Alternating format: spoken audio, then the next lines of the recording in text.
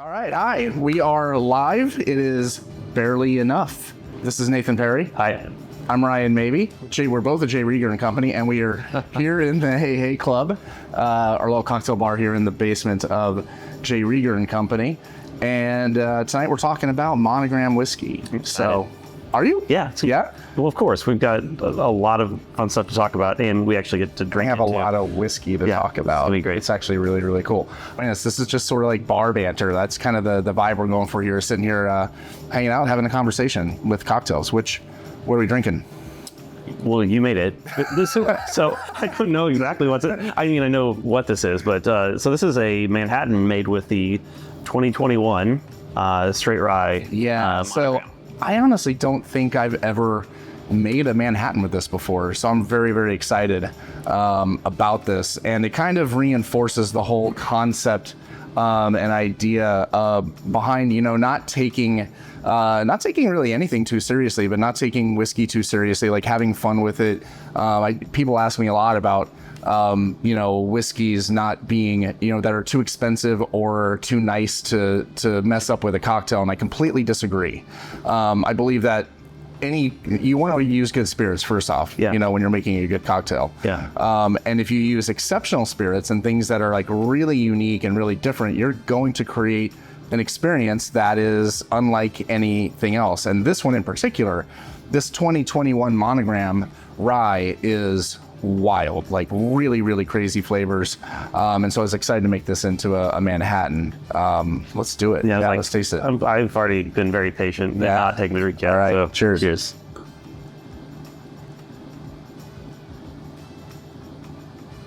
All right, I'm sorry you're not here to taste that. Smell that if you'd like. What's crazy about that? It's like holy cow! It's like raisiny. Mm-hmm. That's obviously going to come from the sherry influence that we get in the Monogram. We're going to go way deep into that. We're going to talk about that a lot. We were also talking. We had a random conversation earlier about leather, like quality leather. Mm-hmm. Goods, shoes, leather interior in a car, that kind of thing. Like you get the leather quality out of this raw whiskey, and it definitely shows itself in the cocktail as well. I think the whole thing about this entire Monogram program is the amount of like layers and depth of flavor that is in each of them. Totally. It's kind of it's rich and intense and layered and complex. Which I think some of that is where, like, when people say like, how do I best enjoy it, or how do you were kind of talking about that, but well, you enjoy it how you like it. Absolutely. And like, if you're wanting to kind of pick it apart and just get the nuance of each individual one, you're probably gonna drink it with neat, you're gonna drink it in a Glencairn, something like that, and kind of spend some time. But this is the first time I've had a cocktail with this one. This is lovely. It is. I'm not gonna probably make a Monogram and Coke. No, I mean you want to do something that complements it. I mean, if you're gonna use a rare, more expensive spirit in a cocktail, you want to make sure that you're not doing something to the cocktail that masks the characteristics and the flavors, but enhances it, Yeah. So what that means to me is like, keep it simple, old fashioned. If you're talking about whiskey, bourbon, old fashioned, and julep. Last year we did the 2022 Monogram was straight bourbon. Mm-hmm. The only time we've done a straight bourbon Monogram, and I made a julep with it, and it was just spectacular because all you're doing is adding sugar and mint. Simple. And that's going to just help push a lot of those flavors forward, and it's beautiful. But if you start getting too cute with it, and doing too many different things, you're going to end up masking a lot of the flavor and nuance and characteristic that the whiskey itself has, instead of amplifying it. Yeah, so I agree. I'm a terrible bartender, but I have appreciation for a really well-made drink, and the fact that you can make something super simple. A lot of the whiskey still shines through. I think that's kind of cool, and that's why you wanted to make this. I was excited when you said you're going to make it. Yeah, I mean, it's fun. It's fun. Yeah. It's like a really good, and this one is really rare. I mean, we only made, how many bottles of this did we make? 538, right? Yeah, no, 539. You were way off. I was. We made 539 bottles of this, and we're making it into Manhattans. But I have a question for you. Okay. When it comes to Monogram whiskey, and we're going to get like way deeper into it, but just the Monogram program, like every year when we make it, limited edition, it's our higher end one. There's, it's a kind of a new journey every year when we make it. Where does that rank amongst everything else we do as far as your favorite things to make here? The funny thing is, it's so stressful because I feel like I want to make sure we do it right every single time. I don't dislike it. The whole process stresses me out so much. Does that make sense? It's like I feel like because we're given these botas and the ability to do something that like literally no one else has access to these casks, you know? Right. And so it feels pretty nerve-wracking and I'm super excited when we get to like this year's blend and how it all came together. But every year, the whole time, I always nervous about it. So I know I don't like it. Okay, so this is your least favorite aside from Cafe Amaro. Well, Cafe Amaro, we made that one easier. But honestly, the making of Monogram, I get super anxious about it. I want to, because I feel like we've done such a good job of hitting what we wanted to hit every year, and it's like it's such a high bar. And think about like the origins of like what it was, originally. Like Monogram was like it was your reserve. It was this kind of the special thing. Right. And so we've always wanted to make that an aspect of the whiskey, and For me, I mean, I agree with everything you said, except I love that part of it instead of like feeling. I get the anxiety because it is anxiety inducing, but I love that part of the process. I love the fact that we get to every year around this time, we get to start pulling samples from the botas, from the Solera, start talking about what's it going to be this year? How are we going to, set it apart from last year, the ones previous? Like, where's the evolution of it? And now it's like, instead of it being each year an individual release, now it's starting to tell a story. Because this year we're in our 6th release with our Monogram whiskey, and I think it's starting to like, gain an identity. And start to tell a story when you look at it from the beginning until the end. And I think that's really exciting. And the other side of it is that while it does have this amazing history, dating back to the 1880s when J. Rieger and Company was first founded, it's still, it's wide open for us. Like we can do whatever we want. There's nothing dictating to us like it has to be this or it has to be that. It allows us a lot of creative freedom, to do something. And also not just within the context of our own company and our own brand, but within the context of American whiskey. I mean, show me another American whiskey that tastes like this. I have yet to find anything close to it because this process is just so special and so unique. I think the closest thing I've ever tasted to something that was Monogram, and I think it was a bottle of scotch you had, right? The closest thing, like I get this smokiness and peat, like not peat, but it was the one that so there's a Japanese whiskey that reminds me of our Kansas City whiskey, right? Iowa. The Blue Label Iowa reminds me of Kansas City whiskey. And I'm almost certain they're adding sherry to it. I can't get proof on that, but it looks like it. But as far as the Monogram ones, the one that reminds me of Monogram more than anything else is Navazos Palazzi from Spain. Okay. And he's using botas. He's using sherry botas, so that explains it. You get a lot of that same characteristic. But there's no other American whiskey that's doing a Solera the way that we are, that's using 100-year-old sherry botas the way that we are, and doing fractional blending the way that we are. And it's so it allows us a lot of creative freedom to kind of set the path and set the standard for what this is. And I think that's really, really exciting.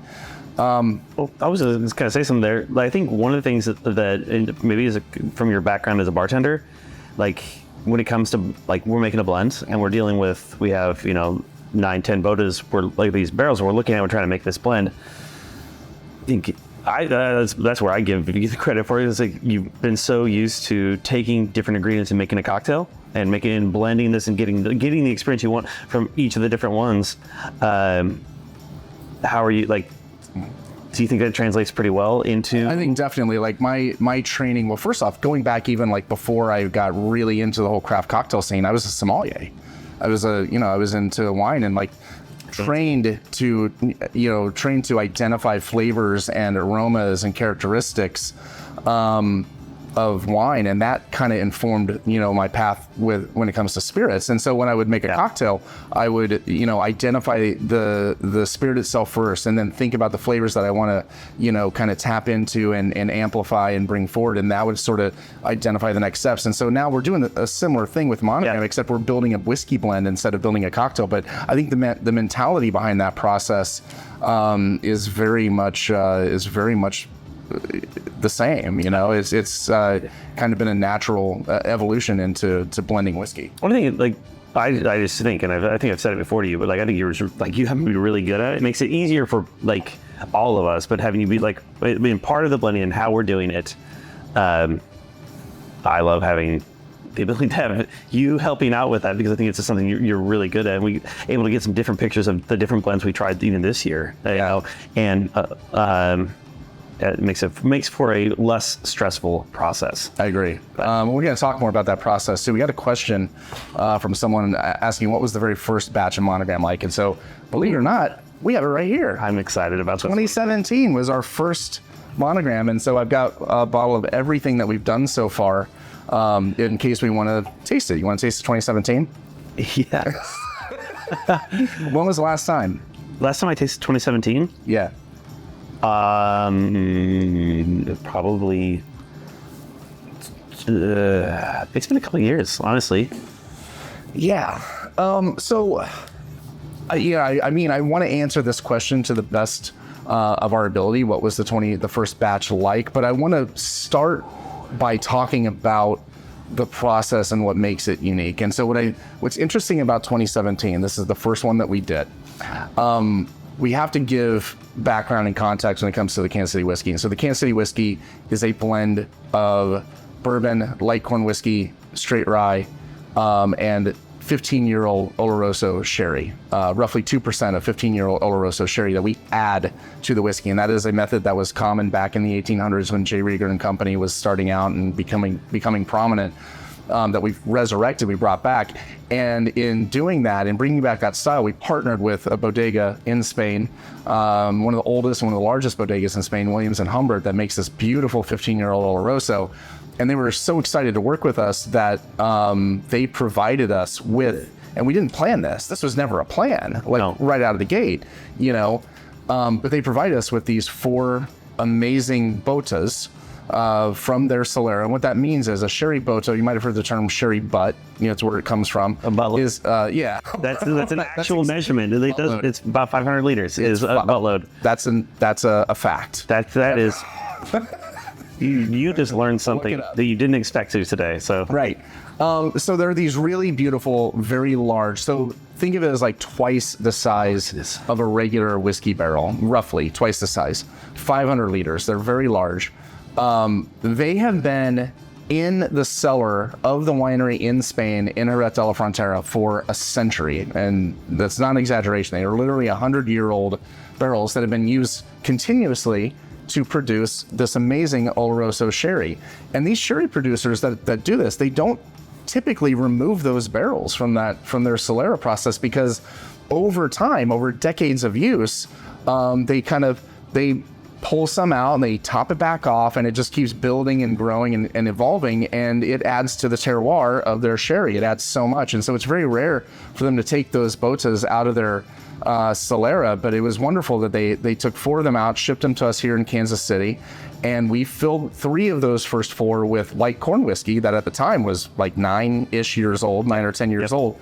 And then the 4th one we filled with straight rye that was like 11 years old. Yeah.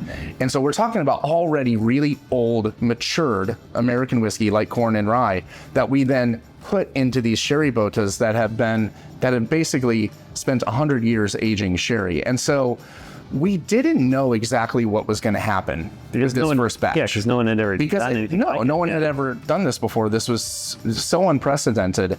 And I felt like the interesting thing to me was a couple things. One, I didn't know how the whiskey would react in that environment, with it interacting with all these different flavors and aromas and everything. And then also we didn't know how long the barrels would last. Like if we're going to keep filling them, and we'll get to that a little later because we are doing that now. But this first batch was, I will say the first batch I had a lot of anxiety. Now, you feel more comfortable? I feel a lot more confident now because I feel like I know what we're doing, and or at least I have a never path. feel like I know what I'm doing. I feel like I have a path, right? But this first one, we had no idea how this is going to turn out, and it's crazy. I mean, when you think about, so we filled them in 2015, like roughly May-ish. Really early on. 2015, right? And then we bottled it and released it around this time in 2017. Yes. So, you're already starting out with 9 and 11-year-old whiskey that then spend an additional 2 years in these sherry boats. So essentially you've got an 11 to 13-year-old whiskey, which is already old for American whiskey. Sure. And it spent 2 years in these crazy casks. So we had no idea what was going on. And this was the result. And I got to say that we were really, really excited. We were really pleased. But it really threw people off. Like, I did a lot of blind tasting of this with industry experts, bartenders, people in the spirits industry, other distillers, No idea what it was. People were just completely baffled. Yeah. They did not know what they were tasting. People with really good palates. With really, experts were thrown by this. They were like really, really thrown off because they're like, I don't know what's going on here. Yeah. So you mentioned the word, you say terroir, but I think when it comes to sherry and these botas and where they live for 100 years, you want to speak, I think that would be good to explain, like what makes the terroir of Jerez significant? What is it imparting on these botas that we have? So the word terroir, if you're not familiar with the word terroir, it's a French term that basically means the environment. It means the earth and the sky and the climate surrounding like where the grapes grow. And they'll often refer to it as the terroir of the vineyard that impacts the way the grapes mature on the vine, as well as some of it, in the production process. But in Jerez, they actually pay very relatively little attention to the grapes themselves and the vineyards themselves. I spent a week there and we only went to one vineyard because all the terroir takes place in the cellar, like in the aging process in these botas. First off, Jerez de la Frontera is the southwesternmost point of Spain, right on the ocean. It's only like 10 kilometers from Morocco. You can see across from the beach, right across the Strait of Gibraltar to Morocco on a clear night. It's very warm, very humid, and these cellars where the sherry ages are below sea level. And so you think about the saltiness, the brininess, the humidity, all the other elements that are in the air and the atmosphere there, especially over not just years, but decades, and how that imparts itself onto the wine aging in these casks. And sherry is a really unique wine. It's not your typical wine. It's a fortified wine. So it's meant to age longer. It can live longer in barrel than your standard like table wine because of the process. And so the longer it spends in that environment, the more that character is going to pick up. And some of it's really, really funky. And some of it becomes really, really beautiful and really elegant. So you end up with these complex flavors and aromas of like nuttiness, like candied almonds and black walnut and things like that. A lot of dried fruit characteristics like raisin or prune or things like that. Like I said, salty, savory. It's not always sweet. People often associate sherry with being sweet, but a lot of sherry is just completely dry. This one in particular, so we use a 15-year Oloroso in the Kansas City whiskey. The word Oloroso means scented. In Spanish, meaning that's very aromatic, and it's kind of in the middle of the spectrum between like really, really light and bone dry and really heavy and dark and sweet like a dessert wine. It's like kind of right in the middle. So it's got some sweetness and richness in the palate, but then it has this like nice, dry, savory, salty finish. Well, that's one thing I like about this whiskey. Really showcases in a different way than our Kansas City whiskey kind of showcases what sherry is. I think that is more of the kind of fruit character and some of the nuttiness. Totally. Whereas this is clear, like it's the more savory and like briny. So we were talking about this, like when we first released it, and we're going out, we're tasting people on, we're educating people on it. Like, well, in your Kansas City whiskey, you add the sherry to it. In this one, you're doing a sherry cask finish. How is it really that different? I'm like, I can't even begin to explain how different it is. It is night and day. One of the ways I describe it is like if you're familiar with Scotch, it's like the difference between a really, really light blended Scotch like Dewar's or something like that, and like Lefroy. It's like literally that different. It's really crazy. Holy cow. To taste them side by side, because the Kansas City whiskey ends up coming across as like kind of soft and fruity and sweet. It's super. You get the sweetness from the sherry. Here you're getting that brine and that salt and that smoke, and it's intense. I forgot how much I love this first one. 2017. This is our first one. It's yeah, I really like. We got a question from people watching. What is your favorite edition? I'll ask you that question first. Ooh, okay. Of the six now, we're about to come out with our sixth one, the 2023 edition. So which one's your favorite? It's like, what's my favorite kid? I'm not supposed to have a favorite kid. I do. No, just I do. No, honestly, for different reasons. I really love this one. It is probably the most savory of all of them.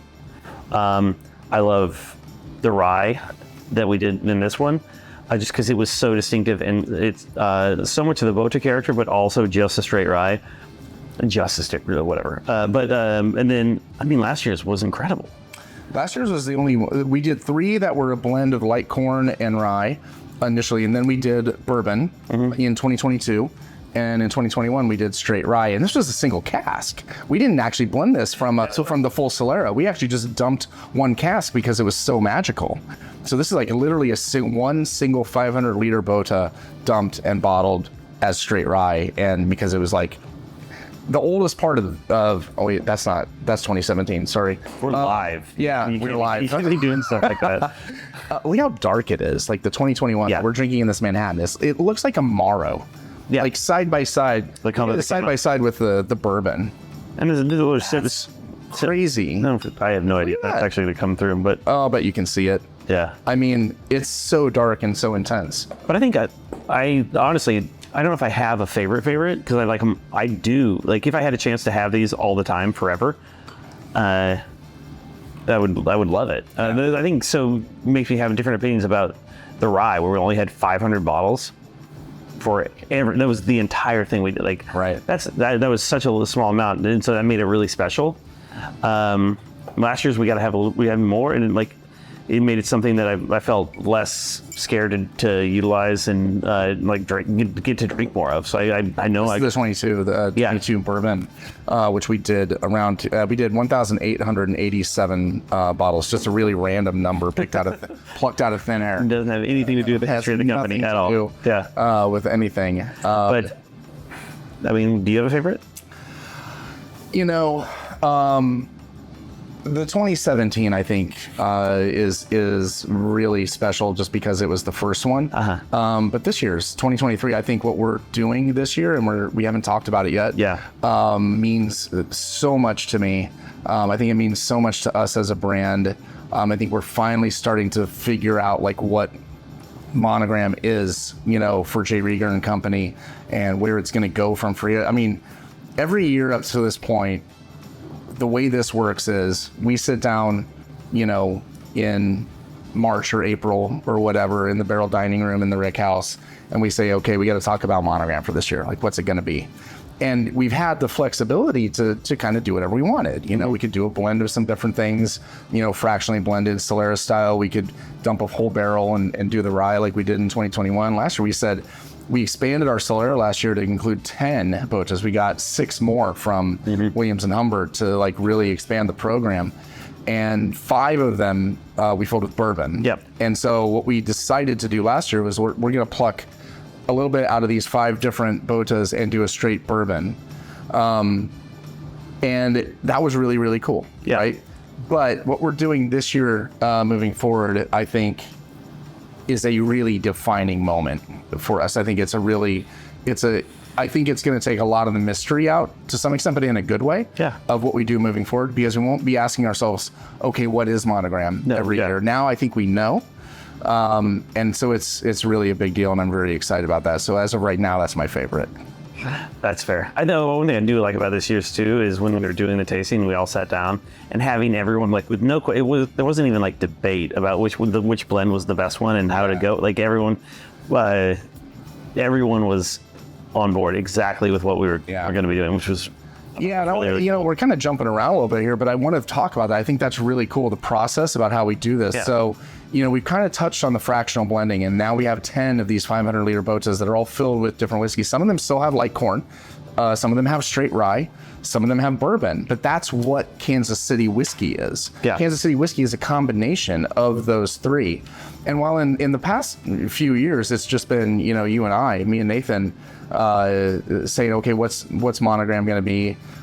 We start sampling the botas. We taste each one individually, and then we kind of put our heads around, okay, which direction we're going to go. Starting this year for the first time, we started to open up that process a little bit and incorporate some of the other really talented, really amazing people. Really good palates. To be part of that process. Because it can't just be, you know, the longevity and sustainability of this project is not going to be just you and me. Yeah. You know, and so we have some amazing people here getting their input when we pull samples from each bota and talk about how the blend is going to go is great.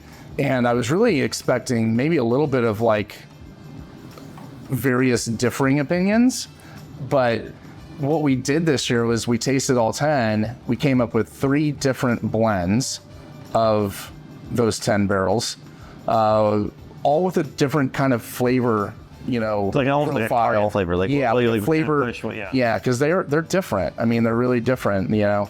But once we did those 3 different blends and then revisited and went back and said which one it was unanimous. All of us said that one. Like we all 100% in agreement with no hesitation. And if that type of stuff and having the team that we've been able to put together, I think it really helps.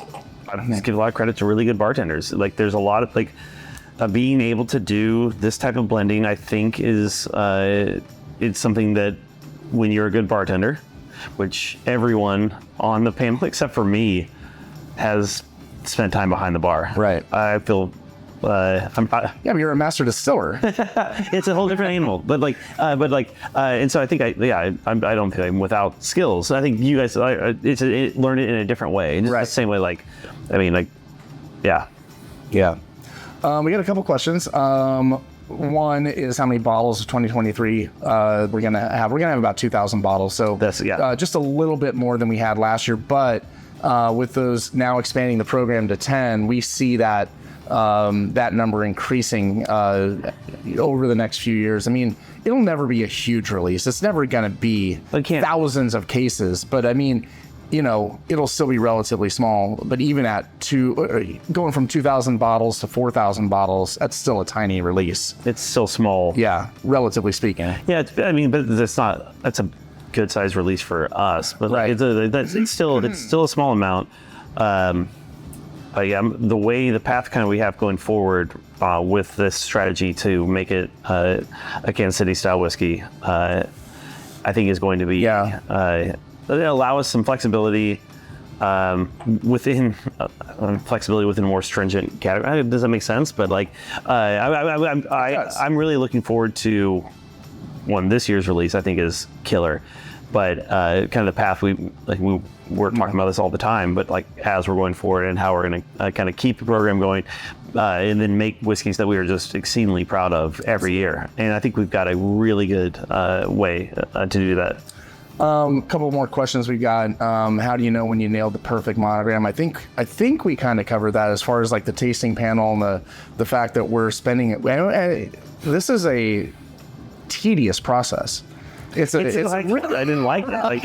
It really is nerve-wracking. Yeah. It's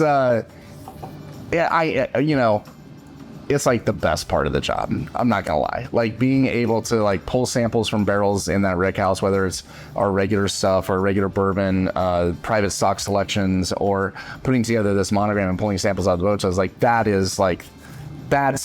That's why we do this, you know. I mean, having the ability to do that kind of stuff is really cool. Yes. But as far as knowing when it's ready, I think having a panel, having a group, all share their ideas and thoughts and feedback, and being able to come to a consensus, I think is really important. Yeah. And when it's unanimous, it's kind of hard to ignore. I can't fathom trying to do this. If for some reason you're just you're the master distiller, you just do it. Oh my, I would not sleep. I would lose, I couldn't do it. And not having everyone be able to talk and have a good conversation about it. I think that makes it a lot easier. And specifically this year, when we tasted those blends and we came up one we were going to use when everyone was on board, I thought that was cool. pretty relieving and really exciting, because I think it's just going to be a great whiskey. We keep referencing this year's. Do you want to show the new label that we're going to do? We should show the new label. It's not out yet. We just got a question about where can I buy this? Nowhere yet.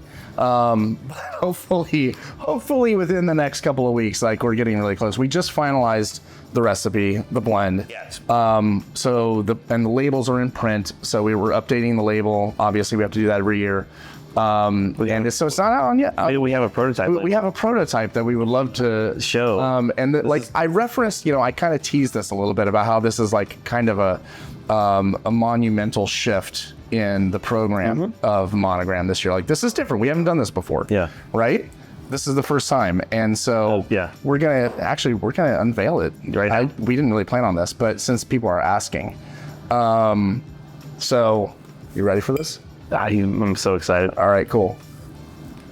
So that's the new label that we have. I was written. This is my terrible handwriting, but honestly, did this actually get approved by the TTB? It did. I don't think that's allowed. Yeah, no description. No, the funny thing is, internally, we the amount of times we'll have sample bottles that have my like kindergarten handwriting labeling something up, but we do have labels are at print, and we're getting ready to package this very soon. It's gonna be out later this month, and so we're excited about it. But for today, we have the blend. We're very excited about it. So we get to see. It'll have essentially the same label as the original ones. Monogram whiskey would be the black label, J. Rieger. But the big thing about this one is that we keep kind of hinting at it. But this year we are making it, whereas we in the past have done a blend, or we've done straight bourbon in 22. We did straight rye in 21. This year we are making this officially Kansas City whiskey Solera Reserve, and so that is what Monogram whiskey is going to be moving forward, and that's why I'm so excited about it. It's because the Kansas City whiskey has become. It's I'm really proud of it, and it's a constant battle to educate people on what Kansas City whiskey is, and that it's a specific style and it has this history. And it's, this is now going to help us tell that story of sherry and give have a new expression of Kansas City whiskey out there that's, finished in our Solera. And so now we know every year we're going to be blending different components from those 10 botas, and it's going to be Kansas City whiskey Solera Reserve. And so that gives us a real clearly defined direction. Yeah, so and it's the not just, aging in a sherry cask. It is the actual addition of sherry that makes Kansas City whiskey Kansas City whiskey. Correct. Right. You finished yours. Yeah. Well, hurry up. Watch our social media for release information. It should be very, very soon. And we're going to do some more events. We're going to do events here at the distillery, tastings, educational panels, all kinds of stuff, because this is a whiskey that really requires education. We got to talk about it. We got to let people know what we're doing and why it tastes the way that it does. Because I'm telling you, it does not taste anything like any other American whiskey because of that time spent in those sherry botas. Well, I'm gonna say I don't know if it requires it. It deserves it. Oh, it deserves the education. Like, I think this whiskey. Because what's my favorite? And I have my very specific flavor profiles that I like. When I think about what is going to be the best whiskey that we've done in the entire line, I think this is going to be I really do think this is going to be the best one. Right. And so it's in my top 3 of all of them. My personal preference, but it is going to be very approachable, but also still having the cool savory characteristics that we wanted to bring out of the bota. And it's still you can smell the Oloroso. You can smell the sherry. You first nose it. No, it's rich. It's kind of unctuous. It's got this like weight on the palate. Unctuous. I like it. You gotta learn that. Pull that out of the vault. Because it's like word of the day calendar. We had a question about the significance of 1887. We referenced 1887. We were jokingly. Yeah. J. Rieger and Company was founded in 1887 here in Kansas City, Missouri, and this also gives me a really good opportunity to talk about like why Monogram is so important to us. The original J. Rieger and Company. We actually produced, at our peak, we produced near 100 different products. We had a huge catalog of products that we made, primarily whiskey, and we did different whiskeys, but it was always Monogram that was like the most prominent, highest price. And when I say highest price, back in the 1880s, 1890s, we're talking like $3.50 a bottle, But here's an example of the original label. So this is one of our little giveaway marketing bottles from back then, and Rieger's Monogram whiskey. So you see Monogram right there. This is what they referred to as the 1875 brand, which is fascinating to me because we didn't exist in 1875. But I mean, was that like when he would have? When did he Jacob actually come to America? In 1881.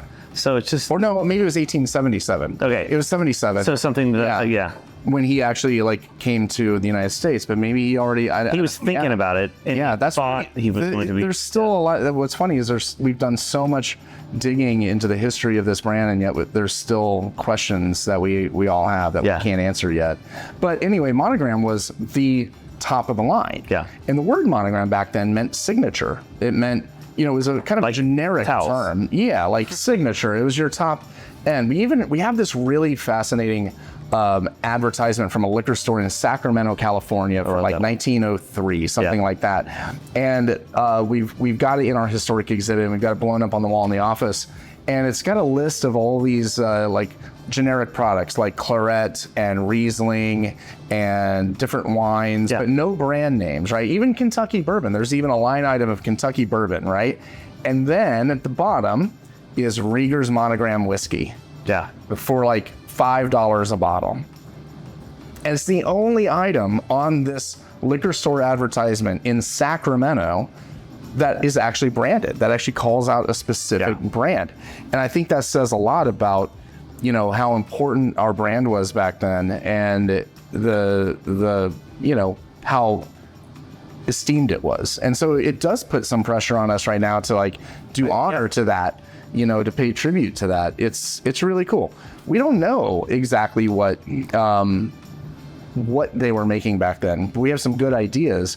I think the key for us today is to make sure that we're carrying on that tradition by making the best, most unique American whiskey possible. Yeah. And just thinking about using the addition of sherry like we do in Kansas City whiskey, that was something that we don't know exactly if they would have been doing that, but we know that was common practice. We have a pretty good idea that they would. I am almost certain that was something that they would have been doing, because they imported sherry, and then they were also like making whiskey and blending that. That's a whole different class and seminar and barely enough episode. I don't know. I mean, that one's a deep dive like into like why sherry. Yeah, there's a whole story there.